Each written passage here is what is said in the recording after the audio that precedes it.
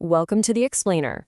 Today we're going to talk about something super important, connecting large language models to your private data. I mean, the convenience is amazing, right? But, and this is a big but, that convenience has some serious hidden costs. So let's kick things off with this analogy because it's just perfect. Think about it. An LLM on its own is this genius who's locked in a room with no windows. It's brilliant, but it's totally blind to what's happening right now. It has no idea about your company's latest report or, an order that just came in. And that's exactly where RAG, Retrieval-Augmented Generation, comes into play. It's like slipping that genius a little cheat sheet under the door with just the info they need to answer your question. But, and here's the kicker, if you've ever tried to build one of these RAG pipelines from scratch, oh man, you know exactly what I'm talking about. It is such a pain. It's like trying to put together IKEA furniture, but you're in a pitch black room and the instructions are missing. I mean, just to get a basic system up and running, you have to jump through all these hoops. You're not just reading a file, right? You have to parse it, which means ripping the clean text out of these gnarly PDFs full of tables and images. Then you gotta chunk it up, slice it into little pieces without, accidentally cutting a sentence in half and losing all the meaning. Every single one of these steps can just break. And we haven't even talked about managing the whole vector database server yet. And then, just when you're about to give up, a hero swoops in. You've got services like OpenAI's Assistance API, and they're basically saying, hey, forget all that nerdy stuff, just drag your file right here. We'll handle it. And for any developer who's been through the struggle, that sounds like an absolute dream. And you know what? It really does feel like magic.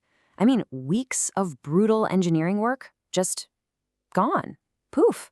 Done in 3 minutes. But this is where it gets tricky. That magical convenience, it's got a dark side, and it can really come back to bite you. Okay, so let's pull back the curtain a little bit. That drag and drop dream is super tempting, I get it. But there are 5 major gotchas you absolutely have to know about before you even think about building a real production system this way. First up, and this is a big one, the black box. You have zero, and I mean zero, control or even insight into what's happening to your data behind the scenes. It's a total mystery box, and for any serious business application, that's a massive, massive risk. And this quote just nails it, right? It's like, most of the time, it's probably fine. You get a great result. But that one time it goes completely haywire, that's the one that matters. That 1 in 10 chance of chaos is just not acceptable when we're talking about enterprise data. You just can't take that gamble. All right, number 2, the structured data blues. See, the vector databases that power all this stuff, they're built to understand sentences, paragraphs, prose. They're looking for meaning. They have no idea what to do with the neat rows and columns of a spreadsheet. To them, it's all just a jumble of text. What this means is you have to take your perfectly organized, smart data and basically make it dumber. You turn a nice, clean table into this long, rambling story just so the model might pick up that product A costs $10. It's a huge step backward. And a lot of these easy UIs, they won't even let you upload a CSV or an Excel file to begin with. Okay, number 3, the hidden money pit. This is the trap that gets everybody. Seriously. The way these services are priced is, well, it's pretty deceptive when you first look at it. And this is the key. Storing your files, super cheap. Pennies. But retrieving the data, that's where they get you. Every single time a user asks a question, the system grabs thousands of what they call tokens, basically pieces of words, to feed to the AI for context. And you pay for every single one. The costs add up so much faster than you'd ever expect. All right, pitfall number 4, the bigger context mirage. You hear this one a lot. People say, hey, these new models have massive context windows, right? So let's just forget RAG and jam the whole document into the prompt.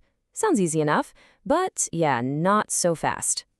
Because if you do that, congratulations, you've just designed the slowest, most expensive system on the planet. Seriously. It's like making the AI read your entire 100-page annual report just to find your company's phone number. It is wildly inefficient, and it will absolutely torch your budget. And finally, number 5, the latency nightmare. All that extra context we've been talking about that you're retrieving, well, it creates this huge performance drag. The more stuff you force the model to read before it answers, the longer it's going to take to think. And what does that mean?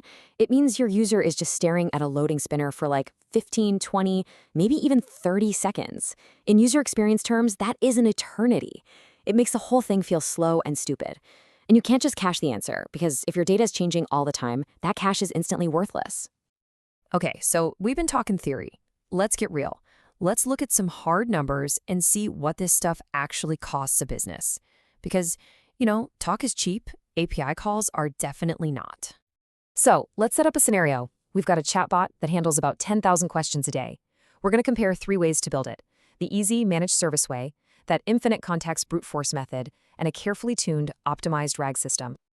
And wow, the numbers here really do tell the whole story, don't they? The optimized approach is like a surgeon's scalpel. Look at the tokens per query. It uses way, way less data. That makes it faster, sure, but just look at that monthly cost. It's not just a little cheaper, it's a whole different league. When you see it as a bar chart, it's just undeniable. That drag and drop convenience, it comes with what, a 10 times higher price tag in this scenario? The numbers do not lie. That is a huge, huge hit to your bottom line. So here's the thing. Let's be clear. These managed services are awesome for whipping up a quick prototype or a simple little chatbot. They're great for that. But if you need control, if you need accuracy, and if you care about cost when you start to scale up, you've got to think about this problem in a completely different way.